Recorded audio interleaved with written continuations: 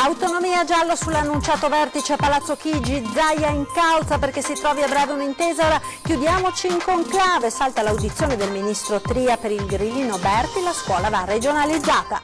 Aumento dei canoni ATER, non si placa la protesta degli inquilini, la regione è pronta a correre ai ripari con correzioni alla norma, ci vorranno, dice l'assessore Lanzarini, un paio di mesi.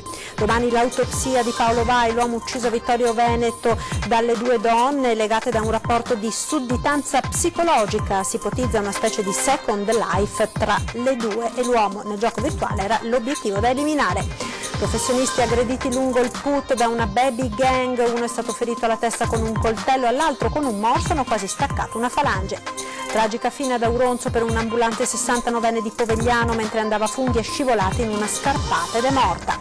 Fondazione Cassamarca chiude le due società strumentali Teatri SPA e Appiani e si chiude l'era da Gianfranco Gagliardi e Pietro Semenzato. Intanto il Comunale entra ufficialmente da oggi nello stabile del Veneto. Mancano i volontari, il parroco di Santa Maria del Rovere Don Adelino cancella la storica sagra di Sant'Anna, dispiacere nel quartiere, incerto il futuro della manifestazione. Ben ritrovati con l'edizione trevigiana dei nostri TG, chiudiamoci in un conclave, questo l'appello al premier del governatore Veneto Zaia per trovare una soluzione sull'autonomia, oggi niente vertice, intanto il grillino Berti dice sì alla scuola regionalizzata. E io sono assolutamente convinto che se non sarà una farsa, se sarà autonomia vera la proposta del governo, penso che incontrarci e magari chiuderci a chiave come in un conclave ci aiuterà sicuramente a dopo magari qualche fumata nera ad avere anche la fumata bianca, ad avere finalmente l'autonomia. Se l'autonomia è vera noi ci siamo. Resta il momento degli annunci, ma non quello del Gaudium Magnum. È più il periodo delle fumate nere citate dal governatore, a dire il vero, considerando poi questa giornata in attesa del nulla che manco godò. Sì, perché l'incontro tanto atteso con il nuovo vertice di premier e ministri sull'autonomia aggiornato al pomeriggio di oggi in realtà non c'era. Problemi di agende spifferano fonti di Palazzo Chigi, smentendo tutti i giornali e i TG d'Italia che davano per oggi il nuovo summit. E allora resta il tempo delle missive di fuoco scambiate tra governatori e Presidente del Consiglio, sperando che di lettera in lettera non si faccia Natale. Vanno ascoltati i governatori, dobbiamo ascoltare i governatori che chiedono dialogo, noi dobbiamo essere disponibili al massimo su questo dialogo per creare un'autonomia che rispetti i principi costituzionali, l'unità nazionale. Se qualcuno sta giocando a spaccare il governo o a spaccare l'Italia, questo non lo permetteremo a nessuno. Ascoltare i governatori non significa accontentarli, ormai è chiaro nelle parole di Di Maio. Torna in pista anche Maroni che con Zaia volle il referendum popolare. L'autonomia negata sta tornando a infiammare gli animi dei nordisti delusi, scrive. Ci toccherà tornare in pista? Si domanda, spingendo Salvini a non accettare accordi al ribasso.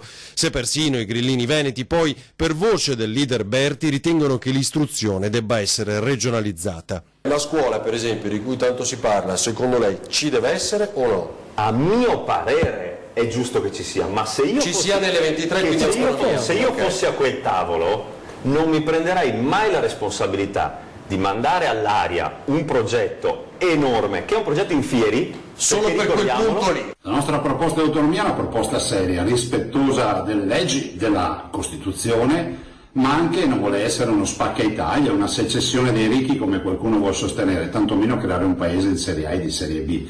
Non vuole mettere in difficoltà i cittadini del Sud, l'abbiamo dimostrato con i dati alla mano, lo vogliamo dimostrare in qualsiasi occasione nella quale ci venga richiesta ovviamente documentazione di questo. Dall'altro ci aspettiamo dal governo che finalmente si decida di presentare il Presidente del Consiglio assieme al Consiglio dei Ministri la proposta di intesa, quindi l'idea che ha il governo di autonomia da confrontare con la nostra. Certo che se il conclave vede protagonisti solo cardinali massimo ottantenni, si spera che per i leader non finisca così. Premio simpatia al sindacalista Talmi che ha sfruttato un'app molto in voga. E sulla questione dell'autonomia, l'ennesimo rinvio, abbiamo sentito cosa ne pensano i trevigiani. Autonomia, Zaia deve tenere... No, sta tranquillo, la vacca da Mosa è il Veneto. Oh, quando si svegliamo non altri mai, perché comanda io mi domando una cosa solo, se a Sicilia ha autonomia, perché ha bisogno di schei del Veneto? Veneti sempre più irritati sul tema dell'autonomia differenziata, in particolare dopo aver saputo dell'ennesimo tira e molla con l'annullamento del vertice tanto annunciato da Palazzo Chigi. Tutti dalla parte del governatore perché continui il braccio di ferro contro il centralismo e per una migliore gestione delle tasse. Secondo lei Zaia deve tenere duro oppure deve mollare? Deve tenere duro. Deve tenere duro?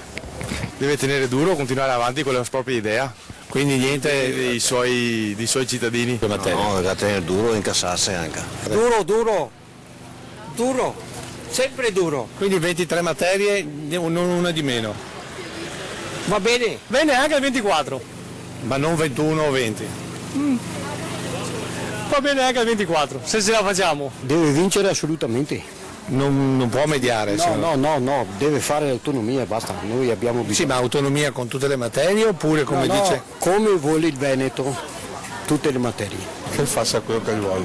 Ma che te è duro, dai. Poi c'è chi spera nell'autonomia sostenibile. Zaia deve considerare l'Italia intera. E quindi? Ho detto tutto. Quindi niente autonomia? No, deve considerare l'Italia intera. Quello che i veneti proprio non accettano è l'idea che si portino via le risorse al sud. Non abbiamo niente a nessuno. Che sono ignoranti. Che i nostri. Quelli che mica sono ignoranti. Stimolati. Basta. Dovremmo che andare a passare per lei, che dopo che andare a scrivere, e ora che in montagna, e ora che 5.000 boscaioli, qua che ne abbiamo 200 e ne guadagna niente. E brucia tutto. Si brucia tutto. Che vive solo le nostre spalle, che sentaia. Infine c'è chi ha una ricetta a suo dire risolutiva. Zaia solo fa una roba da dire, guarda che il Veneto non può appitarsi e molto è chiuso. E altro tema che sta facendo irritare non poco i cittadini è quello del rincaro degli affitti per le case ATER. Sentiamo.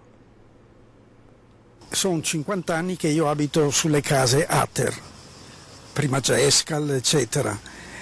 Quindi costoro hanno fatto una legge, siccome Zaia non è uno stupido, quelli che hanno fatto la legge sono dei stupidi, perché non regge sotto nessun profilo. Questo è il commento non di un cittadino qualsiasi, ma di un uomo politico con una lunga esperienza da amministratore della cosa pubblica. Zano Giuliato, inquilino ATER, più per coerenza politica che per bisogno, se da una parte accetta il principio, dall'altra proprio non assolve chi ha predisposto la legge sull'aumento degli affitti per le case ATER. Quei furbetti, quelli non vengono scovati, perché certamente la povera gente, qualche barbone, eccetera, che non pagano l'affitto, quelli sono facili da individuare. Quelli che hanno la Mercedes o il BMW ultima serie, no? Che lavorano in nero, quelli non li troveranno mai, devono mandare la finanza da questi.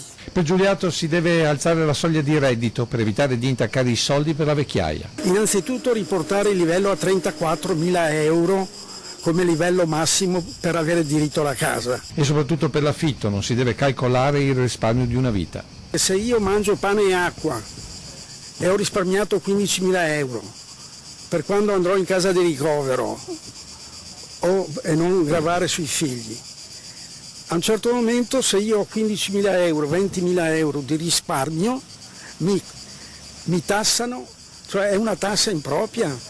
Mi fanno pagare l'affitto anche sulla base di quel risparmio, è una cosa pazzesca. Non serve invece metterle a riscatto, anche perché difficilmente le persone ultra settantenni possono avere un mutuo bancario, perché non ti fanno il mutuo per una questione di età. Insomma l'appello a Zaia da parte di Zano Giuliato qual è?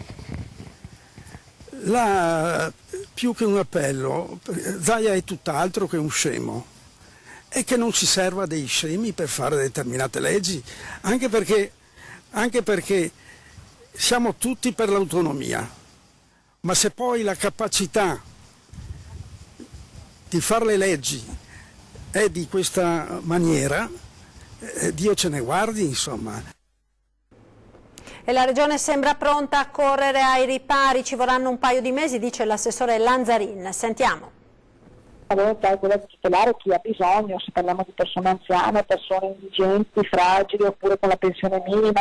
Tutto questo cercheremo di farlo rientrare in dei correttivi, delle correzioni, insomma, che vadano a tutelare un po' queste categorie di persone. La levata di scudi degli inquilini degli alloggi popolari di fronte all'aumento degli affitti costringe la Regione a mettere mano a una normativa a cui fin da subito i sindacati avevano avvisato che sarebbero serviti dei correttivi. 4.560 gli alloggi ATER in provincia di Treviso, oltre 2.000 quelli di proprietà dei comuni. Negli ultimi giorni nei quartieri trevigiani da San Paolo a San Liberale è stata una continua protesta. Parlo per mia madre, Pascolo Bruna, che è qui da 52 anni, vive di sola pensione di reversibilità e abita in una casa che non è a norma.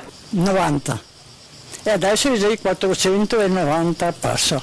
Canoni raddoppiati, triplicati, se l'ISEE supera i 20.000 euro l'alloggio va lasciato libero. Credo che il messaggio che deve passare è quello che non ci sono scatti, cioè nessuno esce dalle case, insomma, perché è passato anche questo messaggio. Ci sono 2 anni di tempo per o rientrare nei requisiti oppure per trovare una sistemazione. Nuova norma fortemente voluta, ribadisce l'assessore, che va nella direzione dell'equità. Ma per far emergere l'abuso da parte di chi potrebbe tranquillamente pagarsi una casa sul mercato libero, si rischia di penalizzare chi, magari per qualche risparmio messo da parte per la vecchiaia, potrebbe cadere in povertà. I correttivi potrebbero entrare in vigore nell'arco di un paio di mesi. Noi vorremmo andare a colpire queste persone, non certo il pensionato, la signora anziana, insomma, che vive da una vita, che ha la pensione minima o quant'altro. Andremo anche, se c'è necessità e bisogno, a delle correzioni, delle modifiche, proprio con l'ottica di salvaguardare, pensiamo, alle persone anziane in primis, e hanno anche pensioni non sempre molto alte e che hanno effettivamente bisogno anche, insomma, di avere una garanzia. Dopo i principi della legge, che credo che siano principi condivisi, ma soprattutto principi che vogliono anche rimettere sul mercato alloggi a chi oggi, insomma, ne ha veramente bisogno. È prevista per domani l'autopsia sul corpo di Paolo Vai, l'uomo ucciso a Vittorio Veneto da Patrizia Armellin ed Angelica Cormani. Le 2 donne sono ora in carcere, secondo la procura potrebbero uccidere ancora, legate da un rapporto di sudditanza psicologica. Si ipotizza una sorta di second life tra le 2, mentre nel gioco virtuale l'uomo era l'obiettivo da eliminare. La domanda che si pone Davide Romanelli, il sostituto procuratore della Repubblica di Treviso, che coordina le indagini sulla morte di Paolo Vai, ucciso nella notte tra giovedì e venerdì scorso da Patrizia Armellin e Angelica Cormaci, è una sola: perché l'hanno fatto. Cosa avrebbe spinto le 2 donne a bastonarlo e soffocarlo con un cuscino? Dal primo interrogatorio avvenuto in procura davanti al giudice delle indagini preliminari Piera De Stefani, che ha convalidato l'arresto, le 2 si sono avvalse della facoltà di non rispondere, lasciando il caso avvolto nel mistero. Accusate di omicidio volontario in concorso, Patrizia e Angelica per la procura potrebbero uccidere ancora, perché sarebbero legate da un legame patologico nel quale Paolo Vai, in questa tragica storia, era diventato un intruso da abbattere. Tale da ipotizzare un rapporto di sudditanza, al punto che, nonostante non fossero unite da vincoli di parentela, Angelica chiamava l'Armellin mamma.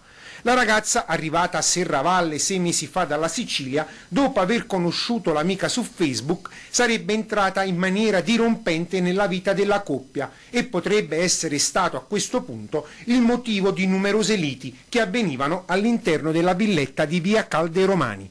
Secondo la procura, la miccia che avrebbe scatenato la follia omicida, un diniego da parte di Patrizia ad una richiesta della vittima.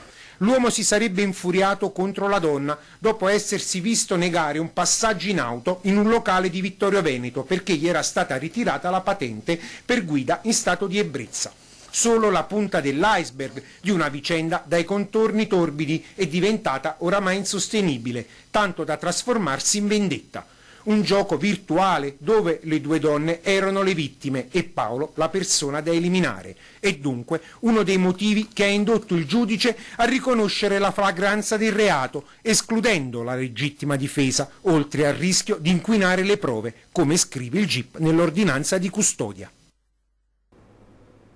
In evidente stato d'ebbrezza si era recato presso un condominio del centro di Montebelluna dove abita una 36enne amica della sua convivente, entrambe di nazionalità brasiliana, poiché quest'ultima da un paio di giorni vi si era rifugiata per sottrarsi alle sue continue violenze. L'uomo, un 41enne brasiliano, ha sfondato la porta d'ingresso ed ha cominciato a sfasciare ogni cosa mentre la compagna si era chiusa in camera per fuggire alla violenza. A chiamare i carabinieri i condomini, allarmati dalla confusione e dalle grida, il 41enne è stato arrestato.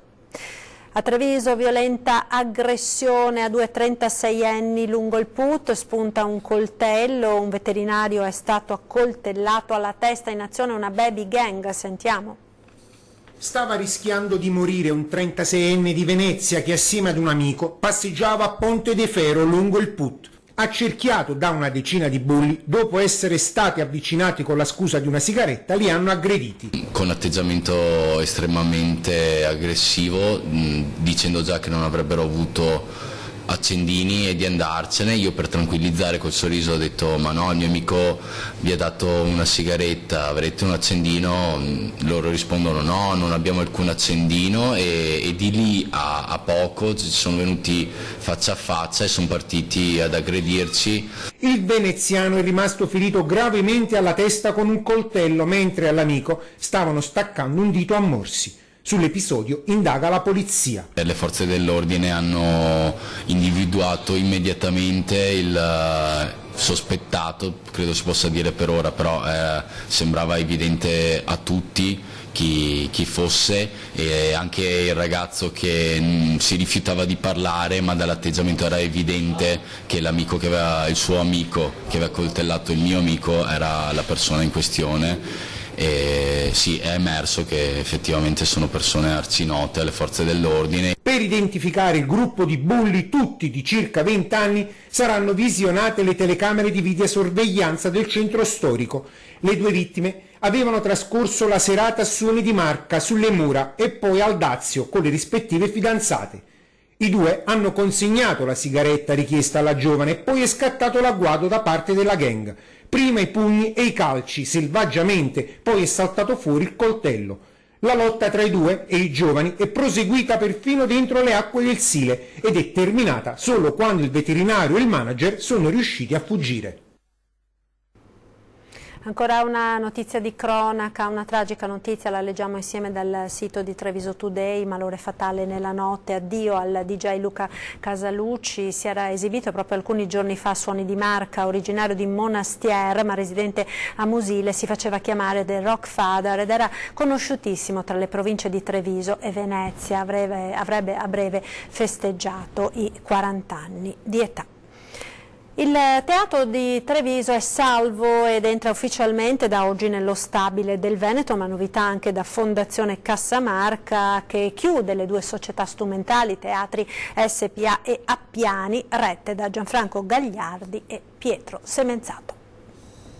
Treviso entra nel teatro stabile del Veneto e da oggi per il Del Monaco si apre una nuova era. Il teatro, che rischiava di chiudere i battenti e di lasciare a casa 14 dipendenti, ora può pensare a riprendere gli spettacoli per la prossima stagione. Oggi finalmente Treviso certifica il fatto che il teatro comunale rimane aperto e sarà pronta a brevissimo una programmazione molto ricca e di altissima qualità. L'assemblea dei soci dello stabile del Veneto, approvando le variazioni al bilancio preventivo 2019, ha concretizzato dunque la presenza del comune di Treviso nell'associazione. Il Teatro Comunale di Treviso sarà proiettato in questa grande piattaforma di teatri regionale che poi darà lustro sia a livello nazionale che internazionale alla nostra città e alla nostra cultura. Dei 14 dipendenti passano 7 al Teatro Stabile del Veneto, 7 restano in capo a Fondazione Cassamarca e proprio Fondazione oggi ha riunito sia il Consiglio di attuazione che quello di indirizzo, che hanno sancito la fine dell'attività per Gianfranco Gagliardi e Pietro Semenzato, amministratori delegati rispettivamente delle due società strumentali Teatri e Umanesimo Latino e Appiani 1. Terminata la fase transitoria, fa sapere Fondazione, la riorganizzazione complessiva presto culminerà nella fusione di tutte le società in un unico soggetto giuridico che sarà retto da un nuovo CDA retto da 3 persone attinte dal personale interno. Per quanto riguarda l'università, confermata la decisione di trasferire giurisprudenza a Ca' Bonifacio, i corsi di Ca' Foscari a Palazzo della Dogana, fermo restando l'auspicio di portare il nuovo corso di medicina all'ex distretto. Pubblicità, ora ci rivediamo tra poco.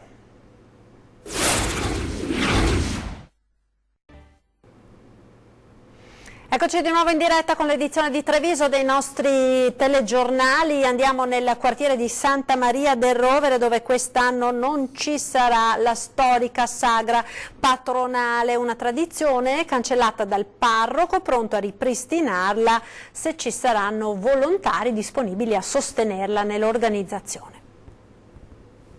Non ci sono più volontari e il parroco cancella la sagra della patrona. Accade nel popoloso quartiere di Santa Maria del Rovere, dove Sant'Anna sarà ricordata con la messa solenne e 2 cene conviviali, ma nulla di più. La notizia è appesa da qualche giorno sulla teca fuori dalla chiesa, ma è subito rimbalzata sui social, innescando le inevitabili polemiche. Del resto la sagra di Sant'Anna è da generazioni l'appuntamento di fine luglio in questo quartiere. Negli anni 60 c'era il torneo di calcetto, la pesca di beneficenza, le giostre nell'area dell'oratorio, urto da Don Gino Longo. Ed era l'occasione per stare assieme, per festeggiare l'estate e perché no per vivere i primi innamoramenti sotto l'occhio vigile dei genitori, che sapevano comunque di poter contare su un luogo sicuro, soprattutto per le figlie. Ma tutto cambia e anche l'attività di quartiere si è via via spenta, con i giovani sempre più virtuali e le giostre sempre più vuote, con le famiglie allargate e gli anziani sempre più soli, ma soprattutto sempre meno gente disposta a mettersi al servizio degli altri. Fino a qualche settimana fa, quando i responsabili degli eventi della parrocchia hanno chiesto a Don Adelino di cancellare la storica sagra di fine luglio. Negli ultimi anni abbiamo perso tutti i volontari per la strada, perché pochi si sono ritirati, un po' sono andati via, altri hanno cambiato zona e siamo rimasti in 3-4. Visto che siamo rimasti in 3-4, quest'anno abbiamo deciso con il parroco di fare 2 giorni di festa solamente. Ennesimo segnale di una preoccupante spersonalizzazione dei quartieri, in un tempo dove invece la forte presenza di anziani richiederebbe maggiore partecipazione. Cosa sta facendo l'amministrazione, ad esempio per Santa Maria del Rovere, per rivitalizzare un po' la socialità? Beh, stasera, tanto per iniziare, c'è il cinema in piazza Martiri Belfiore, in piazza d'Armi, e questa è un'iniziativa che è partita per tutti i quartieri. Ma sappiamo che ancora poco, ci sarà da fare ancora altri interventi. Abbiamo una grossa struttura che è la palestra Pascale e lì c'è molti ragazzi che usufruiscono di questa struttura. Certo, le strutture sono importanti, ma qui serve smuovere le coscienze. Ecco perché la scelta di Don Adelino del Consiglio Parrocchiale suona molto da provocazione. Come dire, se volete che torni la sagra, mettetevi a disposizione. Suona proprio di provocazione perché abbiamo visto che la gente critica solamente e non viene a fare niente. Se c'è qualcuno che vuole venire, qui le porte sono aperte, possono entrare tutti e darci una mano. Emergenza caldo, le case di riposo di Treviso aprono le porte agli anziani che vivono soli, magari in case senza aria condizionata. La solitudine è la peggiore compagna che ci portiamo appresso. La solitudine è pesante sempre, ancor più d'estate, quando parenti ed amici vanno in vacanza e gli anziani restano nelle città roventi. Anche quest'anno a Treviso le case di riposo dell'ISRA, in collaborazione con il Comune, aprono le porte agli anziani per consentire a tutti coloro che lo desiderano di trascorrere queste giornate caldissime in locali climatizzati e soprattutto in compagnia. Iniziativa particolarmente apprezzata soprattutto da chi a casa non ha l'aria condizionata. Devo sempre installarlo, ma sa com'è, la casa non è nuova, bisogna fare spese, ogni anno lo farò e così insomma. Io vengo la mattina e faccio colazione, a mezzogiorno rinfranzo, poi torno dove sono alloggiata.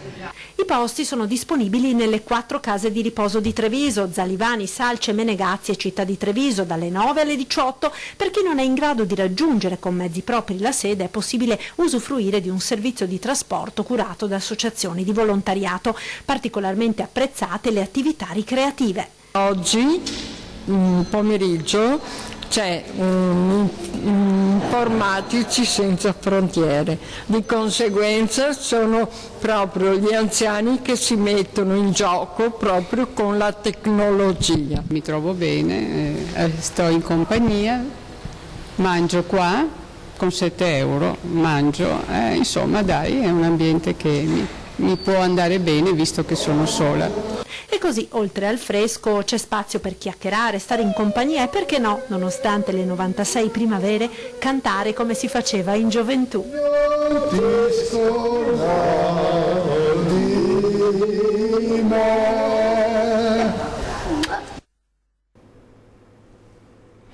Ed ora la pagina dedicata alle notizie da Belluno e provincia.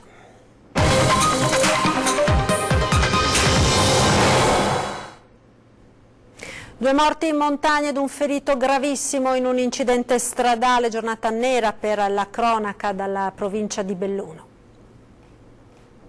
La scivolata in una scarpata laterale della strada che sale a Pian de Sera nella zona del Monte Rusiana ad Auronzola è stata fatale. Probabilmente la caduta è stata a conseguenza degli smottamenti causati dal passaggio della tempesta Vaia. Ha perso la vita così una cercatrice di funghi trevigiana, 69 anni, di Povegliano, Natalina Stefani, era partita stamattina alle 7:30 dall'agriturismo Pralongo annunciando il suo rientro alle 10:30. Verso mezzogiorno, non vedendola rientrare, il marito ha allertato i soccorsi, mobilitati i carabinieri forestali e uomini del soccorso alpino e della Guardia di Finanza di Auronzo. Il corpo privo di vita della donna è stato ritrovato riverso nelle acque del torrente sottostante la strada di Pian de Sera. La salma è stata ricomposta e portata sulla strada dai soccorritori per poi essere accompagnata alla cella mortuaria di Auronzo. La notizia ha destato profonda commozione a Povegliano e a Camalò, dove la donna e il marito erano molto conosciuti per l'attività commerciale ambulante gestita fino a qualche tempo fa in paese. Alle 10 l'elicottero del SUEM ha recuperato un ciclista austriaco di 53 anni di Villach che, perso il controllo della sua bici lungo il sentiero 601, è finito in un dirupo nella zona del Viel del Pan, in comune di Livinallongo. Il volo di una cinquantina di metri gli è stato fatale. A chiamare i soccorsi i compagni di escursione della vittima, che una volta recuperata è stata trasportata alla camera mortuaria di Alba di Canazzei. Dalla montagna alle porte di Belluno, dove stamattina in uno scontro frontale è rimasto gravemente ferito un giovane operaio di 20 anni di origine brasiliana ma residente nel Bellunese, che stava rientrando a casa dopo il turno di notte in fabbrica. L'incidente è accaduto alle 6:30 sulla 50 in località Andreane. Il ventenne è stato trasferito da Belluno all'ospedale di Treviso, dove è ricoverato in prognosi riservata. Sotto shock ma illeso l'autotrasportatore, che per evitare lo schianto ha frenato bruscamente, circostanza che ha generato il tamponamento del camion da parte di una vettura che lo precedeva. Il conducente di quest'ultima ha riportato la frattura del polso. Disagi al traffico, congestionato per diverse ore sia in destra che sinistra Piave. I rilievi sono stati eseguiti dalla Polstrada, che ha operato con i colleghi della Volante, i vigili del fuoco e il personale del SUEM. Sgominata la banda dei ladri di bici nel Bellunese, i poliziotti del commissariato di Cortina hanno arrestato un ucraino di 44 anni ed un romeno di 31 residente a Mestre. La coppia è stata fermata in flagranza di reato lo scorso weekend a Calalzo. A bordo del loro van sono state trovate 6 e-bike del valore complessivo di 26.000 euro, risultate rubate ad altrettanti turisti ospiti del Caravan Park di Sesto. Le indagini, coordinate dalla Procura di Belluno, sono volte a ricostruire i movimenti della coppia, cui potrebbero essere attribuiti anche altri colpi messi a segno nello scorso mese di giugno in quasi tutte le zone turistiche della provincia di Belluno. Tutta la comunità bellunese si è stretta attorno alle famiglie colpite dalla tempesta Vaia. Sentiamo. 350 donazioni, 300 delle quali sotto i 1.000 euro, uno slancio di affetto senza precedenti nei confronti delle famiglie colpite dalla tempesta Vaia. Singoli cittadini, lavoratori, pensionati, studenti, tutti in base alla propria disponibilità hanno voluto dare un segno concreto di vicinanza alle famiglie in difficoltà. La gioia fra i componenti del tavolo welfare istituito dall'amministrazione provinciale di Belluno è stata quella di poter distribuire la somma raccolta di 551.000 euro caso per caso. Circa 47.000 euro sono stati dati per dei casi particolari, quindi parliamo di segnalazioni particolari fatte dai sindaci per dei contesti che difficilmente potevano essere inquadrati, insomma, in altri tipi di erogazioni. Il fondo ha poi creato un bando post Vaia che dà un contributo di tipo sociale per l'alloggio, al quale sono stati destinati 452.000 euro con erogazioni da un minimo di 1.100 a un massimo di 15.000 euro. Tra i fondatori del fondo welfare in prima linea i sindacati, con la conferenza dei sindaci, le categorie economiche, il centro servizi volontariato, le scuole in rete e la diocesi. Io ho questa sensazione qui che proprio l'esigenza di comunità ci chiede non tanto semplicemente di erogare, ma di interpretare la situazione, di leggerla in profondità. È lì che cambi già l'atteggiamento e che probabilmente riesci anche a intravedere come finalizzare e attivare una progettualità. Erogati i contributi, ora il fondo riparte con un nuovo bando per contrastare lo spopolamento della provincia.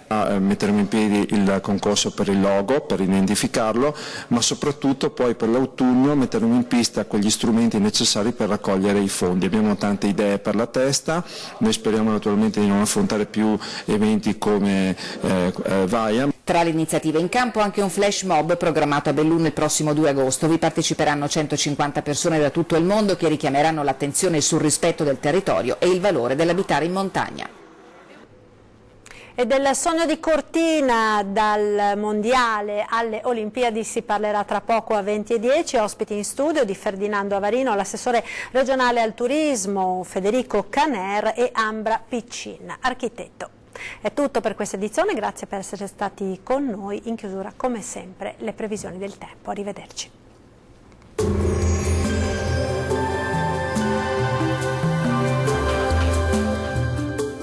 Vacilfrutta, Adriatica, la Valle dei Sapori, Acqua Marina, l'arte del buon gusto. A Vacil di Breda, Treviso.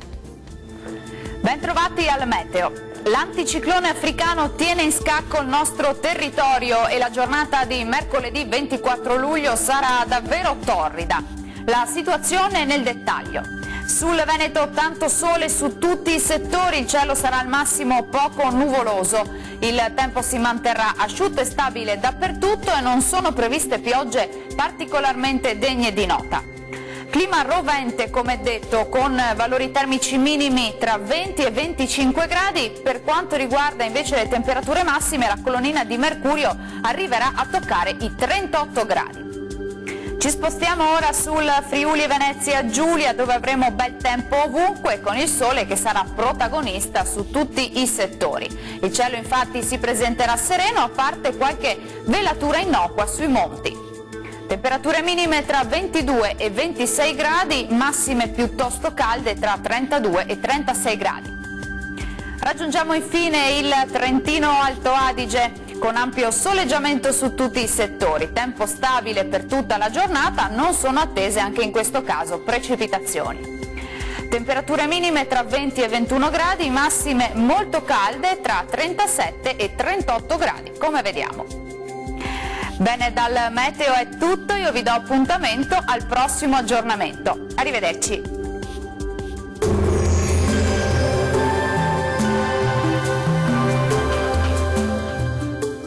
Vacilfrutta, Adriatica, la Valle dei Sapori, Acqua Marina, l'arte del buon gusto. A Vacil di Breda, Treviso.